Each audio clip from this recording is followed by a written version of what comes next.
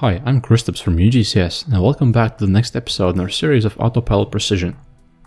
In this series, we compare multiple drones from different manufacturers to see how well they compare against one another in terms of precision.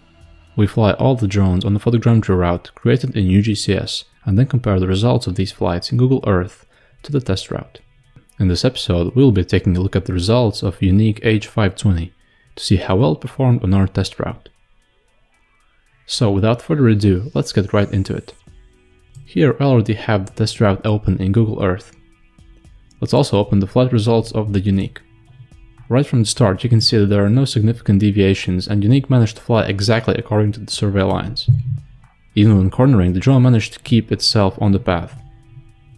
On all three survey lines, the drone managed to fly exactly as it was supposed to. When looking at the altitude of this flight, the result is almost exactly the same. Yuneec managed to keep a constant altitude with no major deviations. The altitude is only slightly lower than the one set, but this is not really an issue since for the most part, for photogrammetry missions the most critical part is sticking to the survey lines, which Yuneec managed to do. Overall, the results for Yuneec H520 are surprisingly good and certainly at least on par with some more expensive drones on the market. If you are interested in more content, make sure to subscribe to our YouTube channel as well as follow us on Facebook.